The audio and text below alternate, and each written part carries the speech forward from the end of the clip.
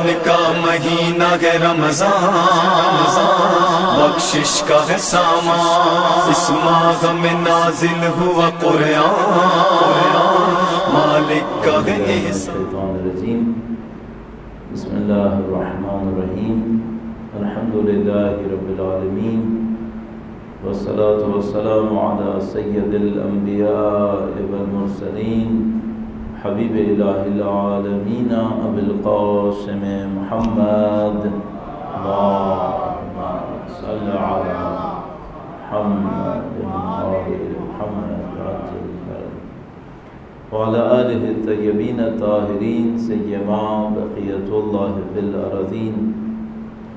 قال اللہ تعالی فی کتابہ الکریم، بسم اللہ الرحمن الرحیم، ونريد أن نمن على الذين استضعفوا في الأرض ونجعلهم أئمة ونجعلهم الوارثين۔ ایک بار پھر درود بھیجے گا محمد وعلى صلی علی محمد وعلى محمد وعجل فرجهم۔ خدا تعالیٰ کا ایک بار پھر شکر بجا لاتے ہیں، لطف خدا تعالیٰ اس نے ہمیں ذہنی، فکری، جسمانی صحت اتنی نصیب کی کہ ماہ مبارک رمضان کو درک کر سکیں، اس کے شب و روز سے فائدہ اٹھانے کی کوشش کریں، کم سے کم نیت ہو ہمارے اندر۔ اور جیسے کہ کل عرض ہوا کہ سب ہر چیز کا دار و مدار اللہ نبی کے فرمان کی روشنی میں نیت کے اوپر۔ نیت کا تعلق کس چیز سے؟ یاد ہے ہم بچپن میں جو اپنے بزرگوں سے جو نماز سیکھ پائے تھے، اس میں کئی تبدیلیاں آئیں۔ بزرگ کچھ سکھا دیتے تھے، جو سکھا دیتے تھے وہ ہم سیکھ لیتے تھے۔ اس زمانے میں توضیح المسائل سے رجوع اتنا زیادہ تھا نہیں، تقریباً ہر خاندان کی اپنی ایک فقہ تھی، ہر خاندان کا اپنا ایک فتویٰ تھا بلا اجتہاد۔ اس کی اجتہادی بنیادیں نہیں ہوتی تھیں، اس کی رسم و رواج ہوتے تھے، بڑے بڑے مسائل ہوتے تھے۔ تو نیت ہمیں سکھائی جاتی تھی۔ تو ہماری جو نانی تھی ان کی نیت سب سے خطرناک تھی۔ اس کے بعد ہم ایک مدرسے میں ہم نے جانا شروع کیا، مکتب میں قرآن کریم سپارہ وغیرہ پڑھنے کی۔ ان مولانا نے جو نیت سکھائی وہ نانی والی نیت تھی، وضو کرتا ہوں واسطے دور ہونے نحس، مباح ہونے نماز، قربتاً الی اللہ۔ یہ تھی نا، یہ پرانی نیت بڑی خطرناک تھی، رٹنے میں بھی ٹائم لگتا تھا، واسطے دور ہونے نحس، مباح ہونے نماز۔ خیر وہ اس زمانے میں سارا اصرار اسی بھی ہوتا تھا۔ پھر کچھ اور وقت گزرا، کالج وغیرہ جانا شروع کیا، مولانا صادق حسن کے درس شروع ہو گئے اس زمانے میں۔ اب مولانا صاحب نے نیت پہ اصرار کروایا تو انہوں نے کہا بھائی یہ کیا کہ تم سب لوگ بولتے رہتے ہو قربتاً الا اللہ الا اللہ الا اللہ، غلط ہے، الا اللہ صحیح ہے، بات صحیح تھی۔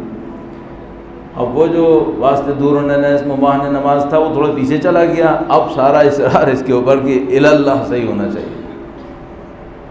اس دوران یہ کسی نے توجہ دلائی بھی تو ہمیں یاد نہیں رہا کہ بھئی یہ تو لفظوں کی نیت تھی، عبادت کی اصلی نیت کیا ہے؟ آپ عبادت کر کیوں رہے ہیں؟ چلیں دور ہونے نحس ہو گئی، نحس دور، مباح ہونے نماز ہو گئی، مباح نماز، ملا کیا؟ الفاظ میں الی اللہ، معنی میں الی اللہ کیسے ہوگا؟ یہ مشکل رہ گئی، یہ بہت مشکل ہے، یہ آسان نہیں ہے۔ نیت کے باقی سارے پہلو آسان ہیں۔ آپ سب کو، ہم سب کو پتہ ہے کہ بھئی نیت کو تو زبان پہ دہرانے کی ضرورت بھی نہیں ہے، یعنی کوئی واجب نہیں ہے کہ آپ اپنی زبان سے کہیں 2 رکعت نماز پڑھتا ہوں فجر کی قربتاً الی اللہ، زبان سے کہنا واجب نہیں ہے۔ آپ کے ذہن میں ہے کہ میں یہ کر رہا ہوں، یہی کافی ہے، زبان سے کہنا ضروری نہیں، کہہ لیں آپ، حرام نہیں ہے، غلط نہیں۔ لیکن اصل نیت کیا ہو؟ کل عرض ہوا کہ بھئی نیت کے اوپر سب کا دار و مدار ہوتا ہے۔ تو ایک تو یہ لفظی نیت ہو گئی، تلفظ کی نیت، ایک ہو گئی آپ کی اور ہماری اندر سے ایک معنوی نیت کی ہماری نیت کیا ہے. تو ہم سب کو معلوم ہے ہماری ایک معنوی نیت ہے، وہ یہ کہ ہم نے اللہ کے قریب ہونا ہے، قربتاً الی اللہ.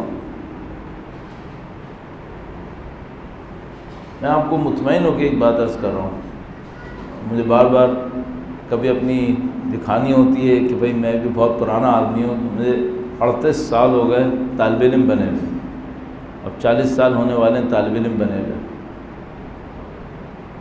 میں آپ کو گارنٹی سے کہہ رہا ہوں شاید ہی چند لوگ ہوں گے پاکستان میں جن کو یہ پتہ ہو کہ الی اللہ کا مطلب کیا ہے. شاید چند لوگ ہوں گے جن کو واقعی پتہ ہو. ان میں نہیں ہوں، صاف بات میں ان میں نہیں. جن کو واقعی پتہ ہو کہ، اور واقعی کا مطلب کیا ہے، سنا سنایا نہیں، دیکھا ہوا پتہ ہو کہ الی اللہ کا مطلب کیا ہے. ہاں، یہ سننا ایک چیز ہے، دیکھنا ایک اور چیز ہے، اور کر گزرنا وہ تو پھر معاملہ کچھ اور ہے. یہ جو کل ہم نے سید علی قاضی رحمۃ اللہ علیہ کا تذکرہ کیا، سید علی قاضی نے کچھ ایسے مقامات طے کیے ہیں جن کے بارے میں تقریباً تمام عرفاء متحد ہیں کہ وہ بے مثال تھے. غیر معصومین میں شاید ہی کسی نے وہ مقام طے کیے ہو. وہ مقامات ہیں کیا؟ کبھی آپ کا بس لگے، بس چلے تو یہ ضرور پڑھ لیجیے گا یہ ہے کیا، کیونکہ اگر یہ کلیئر نہیں ہوا کہ کیا ہے تو ملے گا کیسے. عربی میں ایک محاورہ ہے، حدیث میں بھی شاید آیا ہے، کہتے ہیں من جدہ وجد، جو ڈھونڈے گا وہ پائے گا.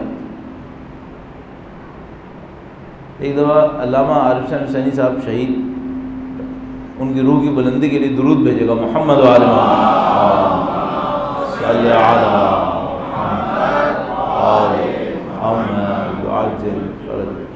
قم تشریف لائے. علامہ صاحب نجف میں پڑھے ہوئے تھے، عربی کے محاورے ان کو جو طالب علموں کو رٹے ہوئے ہوتے ہیں ان کو رٹے ہوئے تھے. تو وہ یاد ایک جگہ ہم لوگوں نے ایک نشست کی تھی، ان کا پہلا سفر تھا قم کا. ہم نے نشست کی تھی تو ادھر کہیں بات ہوئی کہ ایک طالب علم کو پاکستان کتنے سال کے بعد جانا چاہیے خاندان سے ملنے کے لیے. تو قائد صاحب نے، شہید نے کہا کہ میں تو طالب علموں کو دیکھتا ہوں، پوچھتا ہوں بھائی آپ کیوں آ گئے؟ کہتے ہیں کہ آغا صاحب ہم گئے ہوئے تھے، والدین کی یاد بہت زیادہ تھی، ہم آ گئے. پھر دیکھتا ہوں پھر آئے ہوئے ہیں، پوچھتے ہیں آپ کیوں آ گئے بھائی؟ کہتے ہیں آغا صاحب شادی بھی ہونی تھی، اب شادی کرنے آئے.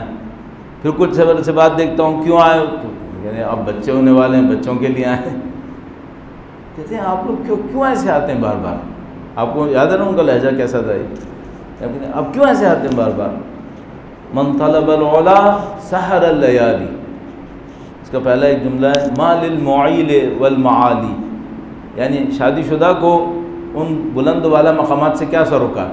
من طلب العلا سحر اللیالی، جس نے بلند مقامات کی طلب کی ہو اس کو راتوں جاگنا پڑتا ہے.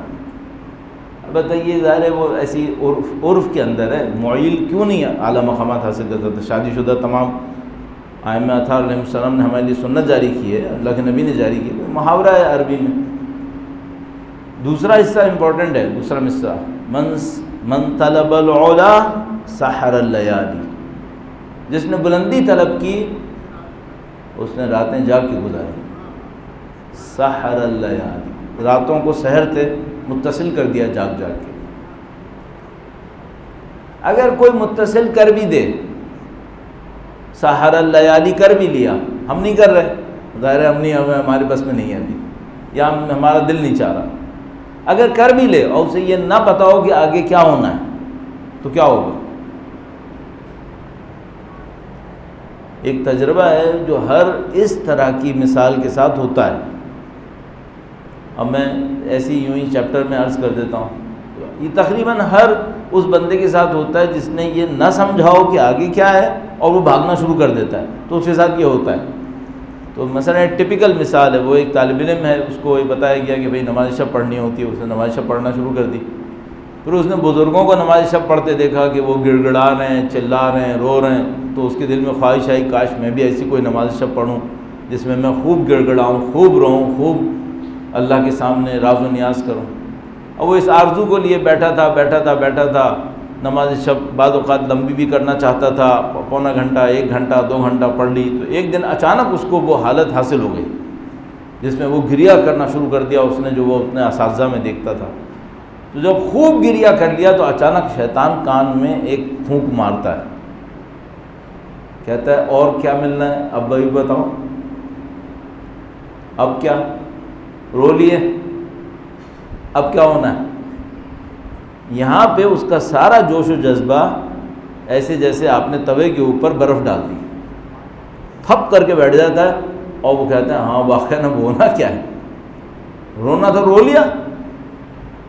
تو آپ کس دن نماز شب میں بیٹھے ہوں، دعائے کمائل میں بیٹھے ہوں، بڑا آپ نے دیکھا ہو لوگ رو رہے ہیں، چلا رہے ہیں، آپ نے کہا میں بھی روتا ہوں، پھر آپ نے رونا شروع کیا، رو لیے، اس کے بعد شیطان پیچھے سے کہے گا اور کیا ارادہ ہے، اب کیا ہونا ہے؟ آپ کو پتہ ہی نہیں کیا واقعہ ہونا کیا ہے، بس روتے رہنا۔ یہ کیا مشکل ہے؟ یہاں پہ ایک اور چیپٹر کھلتا ہے، وہ کیا ہے؟ بھائی معرفت بھی تو چاہیے، اس کو ہم کہتے ہیں معرفت۔ یہ معرفت کیا ہے؟ اور علم اور معرفت میں کیا فرق ہے؟ ابھی ہم صرف علم کے معنی میں لے لیتے ہیں معرفت۔ کم سے کم اتنا پتہ ہو کہ بھائی جب میں اللہ کی بندگی میں قدم بڑھاؤں گا تو میرا دل خدا کی طرف جائے گا، میں روؤں گا، چلاؤں گا، چلو میں نے کر لیا، راز و نیاز کر لیا، 10 دفعہ اللہ نہیں، ایک 100 دفعہ یا اللہ کہہ دیا، 1000 دفعہ اما یجیب پڑھ لیا، اچھا پھر آگے کیا ہونا؟ آپ کہیں گے روح کی پاکیزگی ہوگی، پھر کیا ہوگا؟ یہ راستے ہمیں نہیں پتہ ہیں۔ اچھا اس کے پتہ نہ ہونے کے نتیجے میں ایک فائدہ ہے، ایک نقصان ہے۔ ایک فائدہ ہے وہ کیا ہے؟ ہمیں پتہ ہے بھائی ہم نکمے ہیں، ختم ہو گیا معاملہ، نہیں پتہ۔ نقصان کیا ہے؟ اچھا فائدہ یہ بھی ہے، اگر پتہ ہوتا نا تو سمجھتے ہم واقعاً وہاں پہنچ گئے۔ اگر پتہ ہوتا تو ہم اپنی باتوں میں شو بازی ایسے کرتے جیسے ہم وہاں پہنچے ہوئے ہیں۔ ابھی دیکھا ہے بعض اوقات بچے بیٹھتے ہیں ایک دوسرے کے ساتھ، یار تمہیں پتہ ہے ایک عالم ملکوت ہوتا ہے، اور بیچارے کو خود نہیں پتہ ملکوت کا مطلب کیا ہوتا ہے، لیکن اس نے کہیں سن لیا ہے کہ ملکوت ہوتا ہے کوئی۔ تو پتہ ہوتا تو یہ نقصان تھا کہ ہم یہ شوازی کرتے، نہیں پتہ ہے تو چلو معلوم ہے کہ نہیں پتہ ہے، چلو معاملہ ختم ہوا۔ نقصان کیا ہے؟ نقصان یہ کہ ہمیں یہ نہیں پتہ کہ جانا کہاں ہے۔ ہم لوگ عمومی طور پر اس کیلکولیشن میں بیٹھے ہوئے کہ ہم نے چند ثواب کما کے دنیا سے جانا ہے، عمومی طور پر۔ کچھ واجب نمازوں کے ثواب ہیں، کچھ مستحبات کے ثواب ہیں، یہ ثوابوں کے ثواب ہم نے جمع کرنے۔ جو ایک مثال میں لوگ کبھی کبھی کہتے ہیں ثوابوں کے ٹوکرے لے کے ہم نے ادھر جانا ہے۔ بھائی آیا واقعاً صرف یہی ہے یا کچھ اور ہے؟ یہ بہت بڑا مسئلہ ہے جو ہمارے پاس کلیئر نہیں ہوا ہوا، اور اس میں جانے سے پہلے مثلا اس کو حل کرنا بہت ضروری ہے، لیکن اس کو حل کرنے سے پہلے کچھ مقدمات چاہیے ہوتے ہیں، اور وہ مقدمات طے کرنا بہت لمبا کام ہے۔ یعنی اس کے لیے آپ کو کئی ہفتے مختلف قسم کے علوم سے گزرنا پڑے گا تاکہ آپ اور میں اس بات کو دیکھ سکیں کہ بھئی یہ جو راستہ ہے کیا۔ اور قرآن کریم میں جو کوڈنگ ہے یہ اسی لیے ڈی کوڈ نہیں ہو پا رہا ہم سے۔ یہ جو آپ دیکھتے ہیں، دیکھیے آپ تمام تقریباً سب کے ذہن میں ایک سوال آیا ہوگا کبھی نہ کبھی زندگی کے گوشے میں، وہ یہ کہ بھائی جنت میں چلے بھی جائیں گے تو سمجھ لو ایک الٹرا ماڈرن 5 اسٹار ہوٹل نہیں 25 اسٹار ہوٹل میں چلے گئے،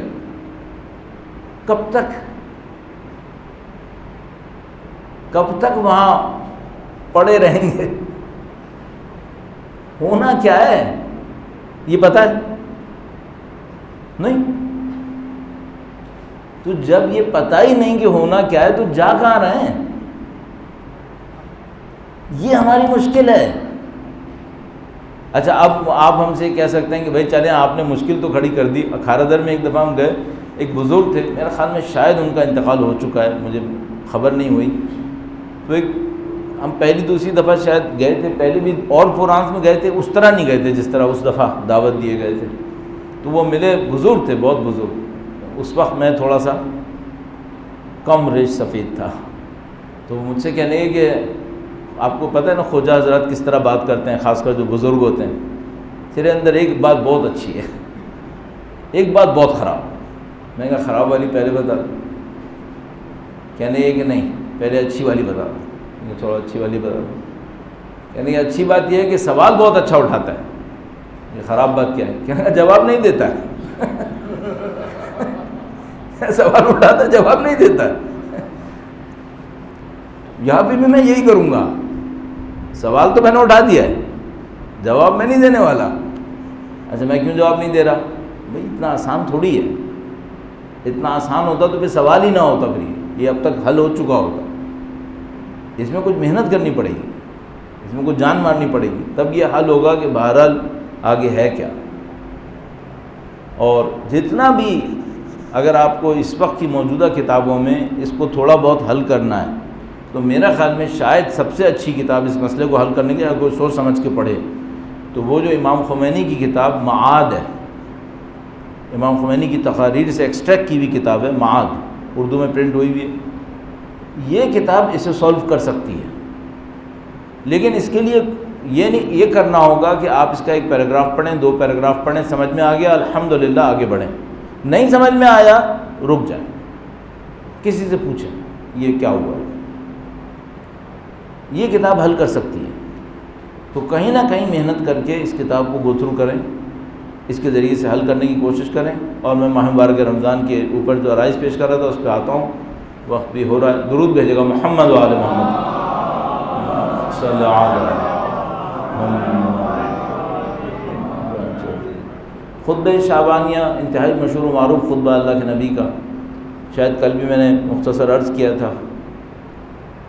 اس خطبے کے اندر اللہ کے نبی نے جن عظیم الشان حقائق کو بیان کیا، اس میں ایک حقیقت بہت عجیب ہے، اور یہ دسیوں دفعہ بھی انسان دہرا لے، میرا خیال ہے آپ جو خطبہ شعبانیہ ہر ماہ مبارک رمضان میں ہفتے 8 دن کے بعد دوبارہ پڑھ لیا تھا۔ ماہ رمضان کوئی بہت بڑی پریویلیج ہے، اور یہ صرف 30 دن ہے، اور ہمارے پاس روایت موجود ہے کہ اگر مومنوں کو پتہ ہوتا ماہ رمضان میں کیا ہے تو یقیناً خدا سے چاہتے کہ پورا سال رمضان ہوتا۔ یہ کوئی پریویلیج ہے جس کے بارے میں ہمیں نہیں پتہ یہ کیا ہے، لیکن اللہ کے نبی نے اس کو بیان کیا ہے، تو ایک دفعہ پڑھنا کافی نہیں ہے۔ آپ ایک دفعہ ماہ رمضان کے شروع میں پڑھ لیں، دوسری دفعہ 10-12 ماہ رمضان کو دوبارہ پڑھ لیں، تیسری دفعہ شب قدر سے پہلے ایک دفعہ اور پڑھ لیں، تاکہ ریفریش ہو آپ کے ذہن کے اندر کہ یہ مہینہ کچھ ہے۔ اس میں جو بہت خاص بات ایک ہے، جو ظاہر ہے کہ ہر چیز نبی کو بیان کیا ہوا خاص ہے، لیکن بہت خاص بات ہوا شہر دعیتم فیہ الی ضیافت اللہ وجعلتم فیہ من اہل کرامت اللہ۔ یہاں پہ تھوڑا سا ایک بیان عرض کرنا ہوگا۔ ایک نفسیاتی حربہ ہے، نفسیاتی طریقہ ہے، ظالموں کے ہاتھ میں بھی ہے، عادلوں کے ہاتھ میں بھی ہے، اس کو میں عرض کرنے کی کوشش کرتا ہوں۔ درود بھیجے گا محمد و آل محمد صلی اللہ علیہ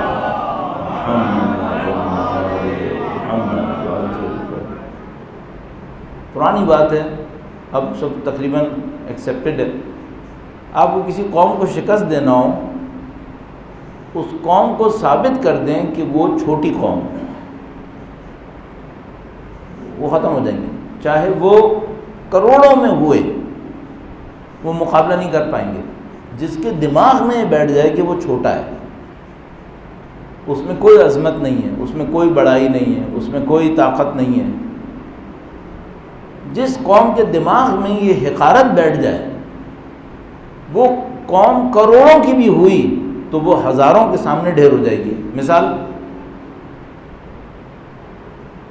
سب کانٹیننٹ کی تاریخ بہت عجیب تاریخ ہے۔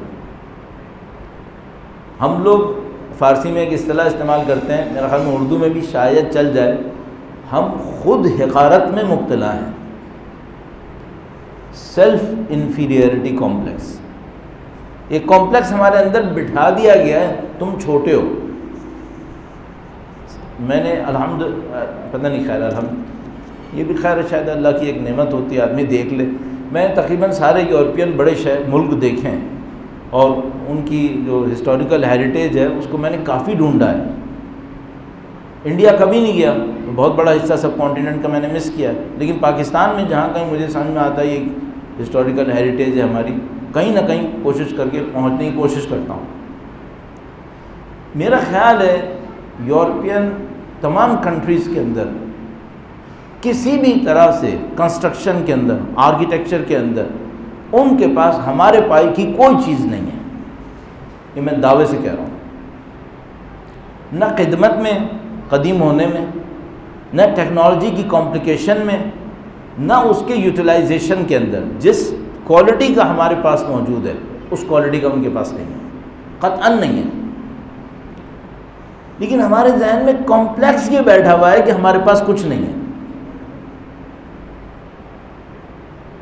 میں تو صرف آرکیٹیکٹ کہا ہے، میں معتقد ہوں کہ کلچر کے کسی بھی آسپیکٹ میں وہ کہیں ہم سے آگے نہیں، بہت پیچھے ہم سے، لیکن ہمارے اندر یہ کمپلیکس بیٹھا ہوا ہے کہ ہم نہیں ہیں۔ اور یہ واٹس ایپ اگر یہ پبلک کا چوراہا بنا ہوا ہے تو اس چوراہے میں ہر دوسرا تیسرا آدمی اپنی سرزنش کرتا نظر آ رہا ہے، ہمارے پاس کچھ نہیں ہے، کافروں کے پاس یہ ہے، اس کے پاس یہ ہے، اس کے پاس یہ ہے۔ کچھ نہیں ہوا تو اپنی فرقے کو ہی مذمت کریں گے، شیعوں میں یہ ہے، یہ بھائی صحیح ہے، آپ چاہتے ہیں کہ ہم ترقی کریں، لیکن دوسرے کو ذلیل کر دیا آپ نے ایک کسی کو، پھر ترقی نہیں ہوتی، کوئی ترقی نہیں ہو سکتی ایسے۔ یہ تو ہو گیا ظالموں کا طریقہ کار۔ جعل اہلھا شیعا یستضعف طائفۃ منہم یذبح ابناءہم یستحیی نساءہم، پرانے زمانے کی بات، 2,25,000 سال پرانی، تقریباً 3,500 سال تقریباً، حضرت موسیٰ علیہ السلام کے زمانے میں فرعون یہ کرتا تھا۔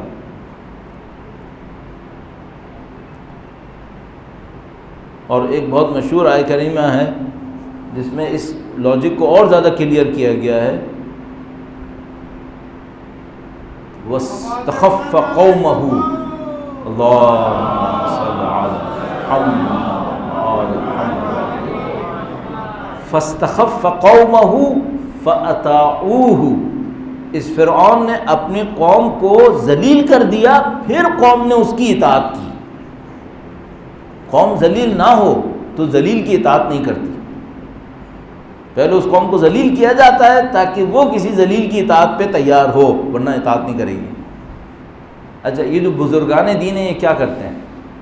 یہ بزرگان دین ایک شب کے مسلمان بنے ہوئے سے شہید کربلا بنا دیتے ہیں، شب بھر کے مسلمان ہوئے میں سے شہید کربلا بنا دیتے ہیں۔ یہ کیسے کرتے ہیں؟ اللہ کے نبی کے دور میں بعض لوگ ایسے بھی شہید ہوئے کہ صبح مسلمان ہوا، شام کو شہید ہو گئے۔ حضرت موسیٰ علیہ السلام کے واقعے میں یہ جو جادوگر تھے، یہ فرعون سے کہتے ہیں ہمیں اجر کیا ملے گا؟ تو وہ اکڑ کے کہتا ہے کہ تم میرے نزدیکی بندوں میں شمار ہو گئے اگر تم نے حضرت موسیٰ کو ہرا دیا۔ یہ جادوگر جو اتنے چھوٹے تھے کہ قرب فرعون کے لیے زندگی گزار رہے تھے، حضرت موسیٰ کی جادوگری ایسی چلی کہ اب اس کو کہا ان کو کہ میں تمہارے ہاتھ پاؤں کاٹ دوں گا، اصلبنکم فی جذوع النخل، تمہیں کھجوروں کے اندر لٹکاؤں گا ہاتھ پاؤں کاٹ کے۔ انہوں نے کہا جو کرنا ہے کرو، ما انت خاص، تم یہاں پہ حکم دینے والے ہو ہی نہیں، انما تقضی هذه الحیات الدنیا، تم اس دنیا کے سوا کوئی حکم نہیں دے سکتے، اور ہم نے پہچان لیا ہے کہ دنیا اس کے علاوہ ہے۔ یہ جتنے بزرگان دین ہیں یہ ہمت دیتے ہیں، حوصلہ دیتے ہیں، بزرگی دیتے ہیں۔ تم بزرگ ہو، اللہ کے بندے ہو، کیوں حقیر ہو رہے ہو؟ اپنے آپ کو حقیر کیوں کرتے ہو؟ اللہ کے نبی نے کیا فرمایا اس خطبے کے اندر؟ دعیتم، تم اتنے بڑے ہو، اتنے عظمت رکھتے ہو اپنے اندر کہ اللہ نے تمہیں مہمانی پہ بلایا ہے۔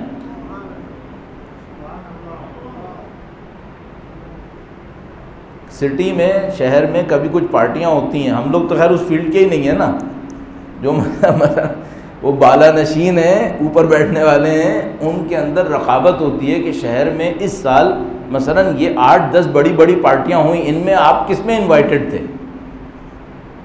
تو وہ دکھاتے ہیں کہ میں اس پارٹی میں انوائٹڈ تھا۔ اللہ کے نبی بتا رہے ہیں، کہہ رہے ہیں کہ تم کیوں فخر نہیں کر رہے کہ اللہ نے تمہیں دعوت پہ بلایا ہوا ہے؟ تم کیوں فخر نہیں کر رہے؟ کیوں اپنے آپ کو چھوٹا سمجھ رہے ہو؟ تم تو اتنے بڑے ہو کہ تمہیں خدا نے دعوت پہ بلایا ہوا ہے۔ یہ جملے اللہ کے نبی کے ہی ہیں نا، خطبہ شامانیہ مستند ہے۔ ہوا شہر، یہ وہ مہینہ ہے، دعیتم فیہ الی ضیافت اللہ، تم اللہ کی دعوت پہ بلائے گئے ہو۔ اچھا ممکن ہے کوئی یہ کہ ہے اللہ کے نبی، اللہ کی رحمت وسیع ہے، اس نے ہر اہل غیر کو دعوت پہ بلایا ہے۔ اللہ کے نبی نے گویا اور ارشاد فرمایا وَجُعِلْتُمْ فِيهِ مِنْ أَهْلِ كَرَامَةِ اللَّهِ، تمہیں اللہ کی کرامت کا اہل بنا دیا گیا ہے۔ اللہ نے اپنی کرامت کا اہل تمہیں بنا دیا ہے۔ پہلا کام جو مجھے سمجھ میں آتا ہے، ہمارا ایک تعلق خدا سے ہے، ایک تعلق اپنے آپ سے ہے۔ میں آج اپنے آپ کے تعلق کے اوپر بات کر رہا ہوں۔ پہلا کام یہ کریں، اپنی حیثیت کو پہچانیں۔ اللہ نے ہمیں ایک حیثیت دی ہے، ہم اللہ کے ذلیل و حقیر بندے ہیں، ہم اللہ کے انتہائی پست اس اعتبار سے اس کے سامنے بندے ہیں، لیکن خدا نے ہمیں کرامت دی ہے۔ ایک دفعہ خدا نے فرماتا ہے وَلَقَدْ كَرَّمْنَا بَنِي آدم، ہم نے بنی آدم کو کرامت دی۔ ایک وہ کرامت ہے جو عمومی کرامت ہے، ماہ رمضان خصوصی کرامت ہے۔ کرمنا بنی آدم قرآن کریم میں ہر بنی آدم کے لیے تھا، وَلَقَدْ كَرَّمْنَا بَنِي آدم، ہم نے بنی آدم کو کرامت دی۔ یہ خاص کرامت ہے کوئی جو اللہ کے نبی ارشاد فرمانے تمہیں دی گئی ہے، اللہ کی کرامت۔ تو پہلا کام میرا خیال ہے یہ ہونا چاہیے کہ ہم اس بات کو پہچانیں کہ بھائی خدا ہمیں کرامت دینا چاہتا ہے۔ اچھا وہ مشہور و معروف مسئلہ ہمارے ہاں کہ بھائی وہ شیطان تو بند تھا، پھر یہ ڈرامے کون کر رہا ہے سوسائٹی کے اندر؟ شیطان تو بند تھا، تو یہ مسائل کہاں سے آئے ہوئے ہیں؟ اب دیکھیے یہاں پہ ایک عجیب معاملہ ہوا ہوا ہے۔ درود بھیجے گا محمد و آل محمد۔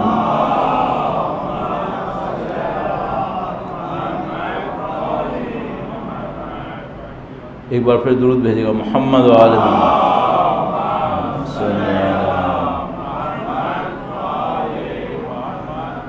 ایھا الناس ان ابواب الجنان فی ھذا الشہر مفتحہ فاسألوا ربکم الا یغلق عنکم۔ اے لوگو اس مہینے میں جنت کے دروازے کھلے ہوئے ہیں، اللہ سے یہ مانگو کہ تمہارے لیے ان کو بند نہ کرے۔ جنت کے دروازے تو کھلے میں، اس کا مطلب ہے کچھ لوگ اتنے نااہل ہوں گے ان کے لیے ماہ رمضان میں بھی جنت کے دروازے بند ہو جائیں گے۔ تم اللہ سے مانگو کہ تمہارے لیے بند نہ کر دے۔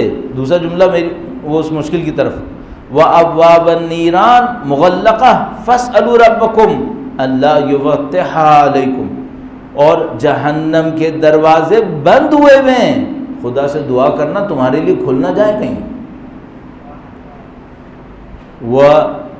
وَالشَّيَاطِينُ مَغْلُولَةٌ، اور شیطان زنجیروں میں جکڑے ہوئے ہیں، فَاسْأَلُوا رَبَّكُمْ أَلَّا يُسَلِّطَهَا عَلَيْكُمْ، کہ وہ شیطان کو تم پر مسلط نہ کرے۔ اس کا مطلب کیا ہے کہ گرچہ شیطان تو زنجیروں میں جکڑا ہوا تھا، لیکن کچھ لوگوں کا ڈرامہ اس حد پہ پہنچے گا کہ اس مہینے میں بھی شیطان ان پہ تسلط پا لے گا۔ جنت کے دروازے تو کھل گئے تھے، کچھ لوگ اپنی بدبختی سے ماہ رمضان میں بھی بند کروا دیں گے۔ جہنم کے دروازے بند ہو گئے تھے، لیکن کچھ لوگ اپنی بدبختی سے کھلوا دیں گے اس کو۔ اور شیطان تو زنجیروں میں جکڑے گئے تھے، لیکن کچھ لوگ اتنے بدبختی دکھائیں گے کہ اب بھی شیطان ان پر تسلط پا لے گا۔ یہ اللہ کے نبی کا فرمان ہے خطبہ شعبانیہ کے اندر۔ کون بچے گا؟ سب سے پہلی بات آپ اس بات کو احساس کریں کہ خدا آپ کو ایک کرامت دینا چاہتا ہے،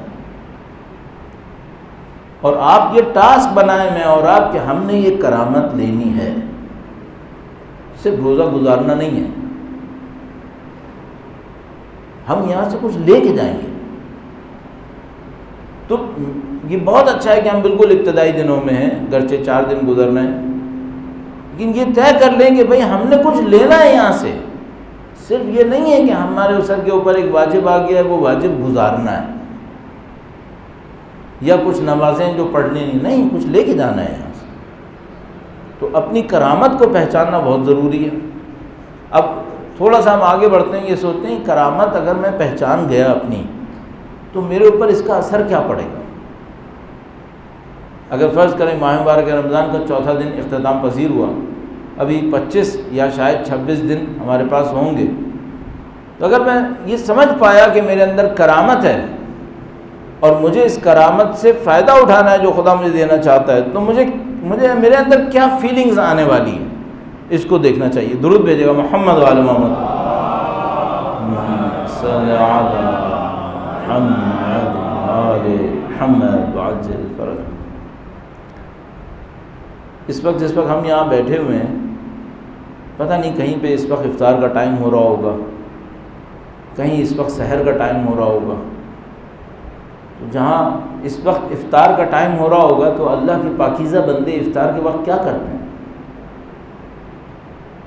اللہ کے پاکیزہ بندے سحر کے وقت کیا کرتے ہیں؟ میں کیوں وہ نہیں ہوں؟ اگر میں اہل کرامت بننا چاہتا ہوں تو وقت ضائع کر دوں؟ کیوں وقت ضائع کروں؟ کچھ کر دوں؟ کیا کروں؟ کوئی قرآن کریم کو غور و فکر کر لو، کوئی کیریکٹر کی بڑائی دکھاؤ، کوئی برائی جو نہیں چھوڑ پا رہے تھے اب چھوڑ دو، کوئی اچھائی جو نہیں کر پا رہے تھے اب کر دو، کسی جگہ جہاں لگ رہا تھا کہ مجھے یہاں سر جھکا لینا چاہیے تھا، اپنی اکڑ میں نہیں جھکا پا رہا تھا، جھکا دو۔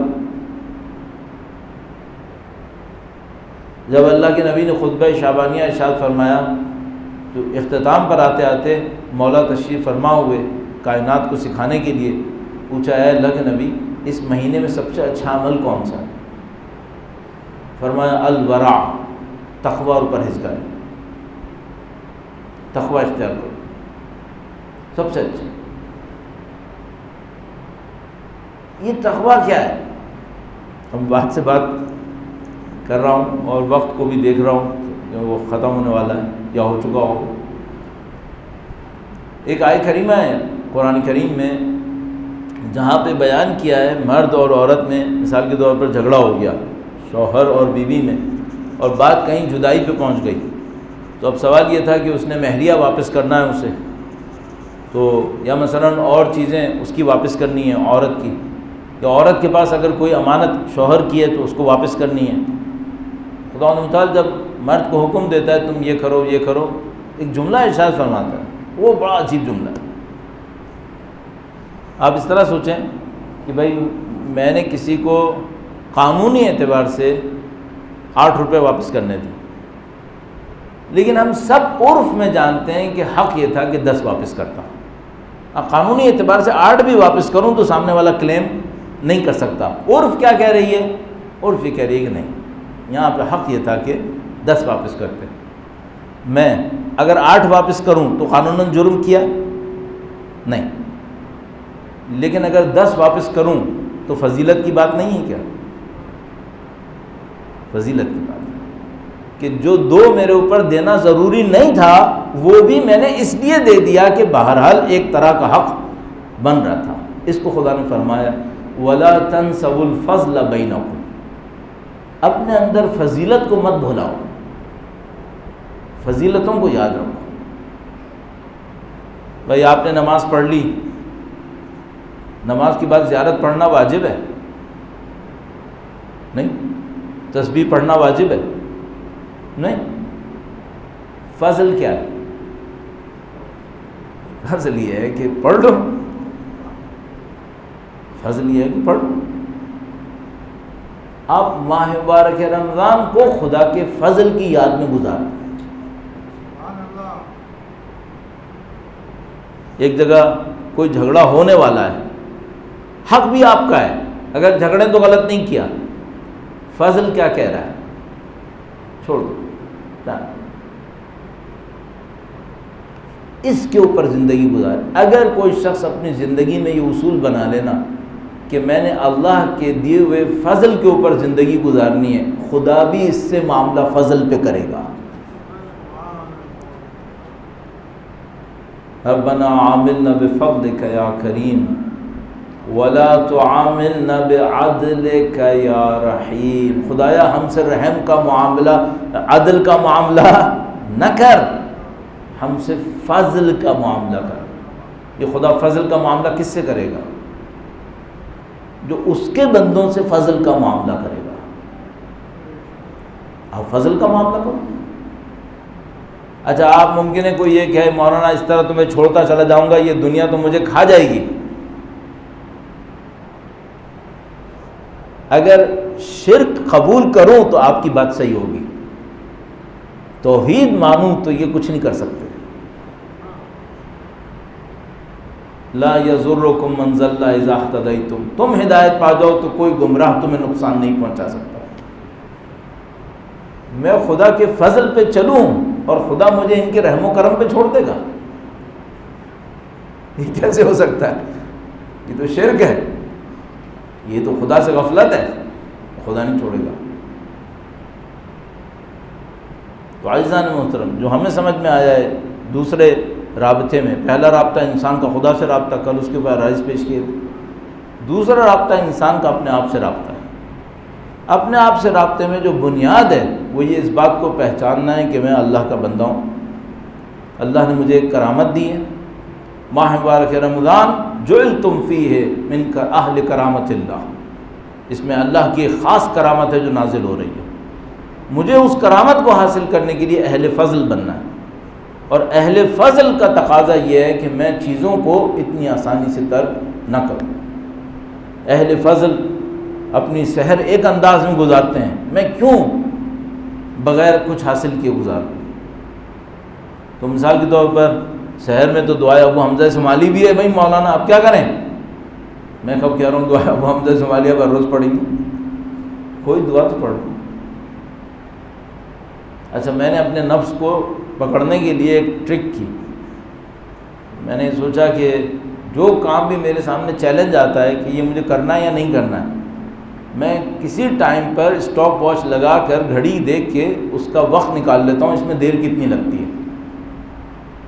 پھر جب میں اس کراس پہ آتا ہوں کہ شیطان مجھ سے کہتا ہے نہیں کرنا ہے، میرا نفس کہتا ہے نہیں کرنا ہے، اور میرا عقل یا میری فہم کہہ رہی ہوتی ہے نہیں کرنا ہے، تو میں اپنے آپ سے پوچھتا ہوں اس کام کو کرنے میں 4 منٹ لگیں گے، 4 منٹ کہیں اور گزاروں یا اس فضیلت کو لے لوں؟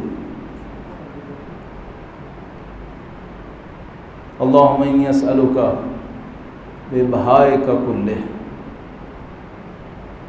یہ بڑی مشہور دعائے سحر ہے، اگرچہ مجھ جیسے کو سمجھ میں نہیں آتی، تھوڑی بہت بھی جو آتی ہے وہ کافی نہیں ہے. اس کو پڑھنے میں کتنی دیر لگے گی؟ اتنی دیر جتنی دیر میں میں واٹس ایپ کا کوئی ایک گروپ کلیئر کروں گا اور میں اس کو مس کر دیتا ہوں چونکہ میرے پاس وقت نہیں ہے.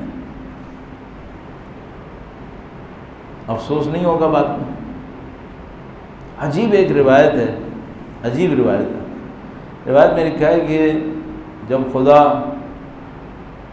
اس برزخ کی زندگی میں، آخرت کی زندگی میں نماز شب کے ثواب دینا شروع کرے گا تو انسان ہر اس رات پر روئے گا جس میں نماز شب نہیں پڑھی. اوہ اس رات بھی نماز شب نہیں پڑھی، اس رات تو پڑھ لیتا، فارغ بھی تھا. ہر اس رات پہ روئے گا جس پہ نہیں پڑھی. 30 دن ماہ مبارک رمضان ہے، اس 30 دن پہ کتنا رونا پڑے گا اگر کچھ نہیں کیا؟ وہ دن ہے التفت الساق بالساق، پنڈلی میں گھس جائے گی. اتنا سخت ٹینشن میں آئے گا انسان کہ پنڈلی میں گھس جائے گی. یومئذ یفر، آخر میں آئے من صاحبتہ و بنیہ، اپنی اولاد سے بھی انسان بھاگ جائے گا، صرف اپنے آپ کو دیکھے گا میں کہاں پھنس گیا. تو لب لباب یہ ہے کہ عزیزان محترم، اور میں آپ کی خدمت میں اس لیے عرض کر رہا ہوں تاکہ میں بعد میں جا کے حیا کروں کہ میں دوسروں کو کہہ کے آ رہا ہوں.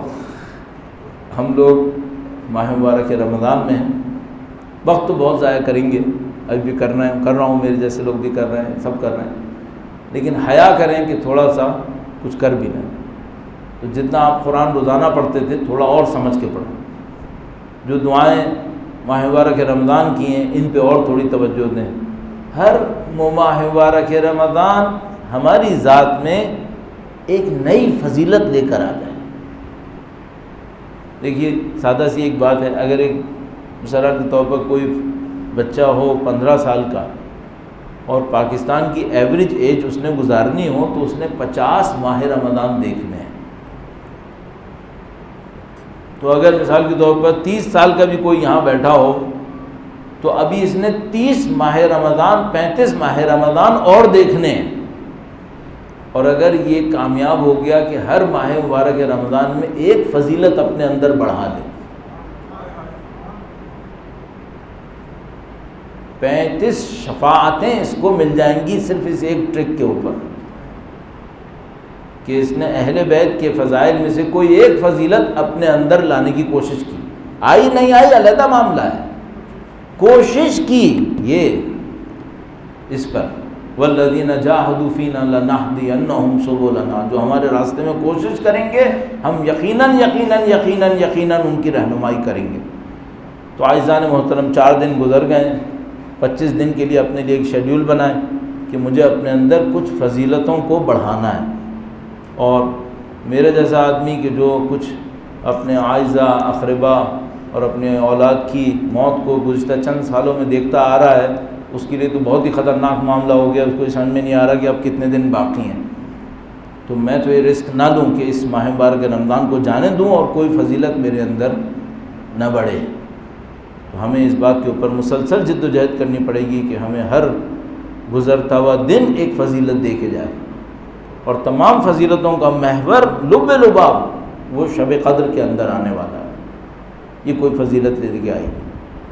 اور ظاہر ہے کہ ماہ مبارک رمضان کی ایک بہت خوبصورت دعا جو تمام دعاؤں کے اوپر بھاری ہو جاتی ہے وہ یہ کہ اسی میں وہ ندائے غیبی آنی ہے جس میں امام کی تشریف آوری کی اطلاع میں نہیں. تو شروع ماہ مبارک رمضان سے خدا سے یہ دعا کرتے چلیں کہ خدایا ہمارے کان اس قابل ہوں کہ وہ ندائے غیبی ہم سن پائیں، اور کاش کے اتنے قابل ہوں کہ باقی لوگ تو غیبت میں ہوں، ہم حضور میں ہوں. کاش کہ ہم اس قابل ہو جائیں کہ ہم ان کی ندا کو سن سکیں گرچہ وہ غیبت میں ہوں، اور ان کے رخ انور کو دیکھ سکیں گرچہ وہ غیبت میں ہوں. کاش تو ہم اس قابل ہو جائیں انشاءاللہ. پروردگار سے دعا کرتے ہیں، اور گرچہ ریاکاری کا خوف ساتھ لیکن پھر بھی 10 مرتبہ اللہ کو اس کے اسم اعظم کے ساتھ پکارتے ہوئے کرتے ہیں. شاید خدا متعال نظر لطف فرمائے. بسمک العظیم العظم العز الاجل الاکرم یا اللہ یا اللہ یا اللہ یا اللہ یا اللہ یا اللہ یا اللہ یا اللہ یا اللہ یا اللہ. پروردگار تو جو واسطہ نبی اولاد نبی کا اس قلیل کو اپنی بارگاہ میں قبول فرما. اے پاک پروردگار تو جو واسطہ قرآن و اہل بیت اطہار علیہ السلام کا ان کی نورانیت سے ہمارے دلوں کو منور فرما. اے پاک پروردگار اس دنیا اور اس دنیا کے اندر ہمیں اور ہمارے مرحومین کو قرآن و اہل بیت کی شفاعت اور ہمراہی نصیب فرما. ان کے صدقے میں ہمارے مرحومین کے تمام گناہ صغیرہ و کبیرہ کی مغفرت فرما. اے پاک پروردگار ہمارے والدین حیات ہوں تو ہمیں ان کی خدمت کی سعادت نصیب فرما. اگر دنیا سے رخصت ہوئے تو ان کو برزخ کے اندر بہترین مقامات نصیب فرما. اے پاک پروردگار تو جو واسطہ نبی اولاد نبی کا ان کے ماننے والے ان کے چاہنے والے دنیا میں جہاں کہیں ہو بھی بالاخص یمن کے مسلمانوں کو فتح و نصرت نصیب فرما. ان کے دشمنوں کو بالاخص آل سعود کو غارت و بربادی نصیب فرما. اے پاک پروردگار تجھے واسطہ نبی اولاد نبی کا وقت کے امام کے نام کے صدقے میں ہمارے بیماروں کو شفا نصیب فرما۔ اے خدایا ہمارے اسرا کو آزادی اور رہائی نصیب فرما۔ اے پاک پروردگار جو سانحوں کے اندر شہید ہوئے، بالخص پشاور کے اندر جو آخری سانحہ پیش آیا اور پہلے پیش آتے رہے، پاک پروردگار ان شہداء کو شہدائے کربلا کے ہمراہ محشور فرما، ان کے مجروحوں کو، ان کے زخمیوں کو بحق شہدائے کربلا شفا و صحت نصیب فرما۔ اے پاک پروردگار دعائیں تیری حجت کے ظہور کے لیے خدایا، تو ہماری کمی کوتاہی سے واقف ہے، تو ہماری عاجز سے، ہماری بے بسی سے واقف ہے خدایا، تجھے واسطہ اہل بیت اطہار علیہ السلام کی عظیم الشان ہستیوں کا، بی بی ام الائمہ کا واسطہ خدایا، بی بی ام المصائب کا واسطہ، سید و سردار مولا اور آقا امام آخر الزمان کے ظہور میں تعجیل فرما، ان کے لشکر کی تعداد میں اضافہ فرما، ان کے دشمنوں کو نیست و نابود فرما، ہمیں ان کے اعوان و انصار اور ان کی نصرت کی فضیلت نصیب فرما، اس راہ میں شہادت نصیب فرما۔ ربنا تقبل منا انك انت السميع العليم وتب علينا انك انت التواب الرحيم بجاه نبيك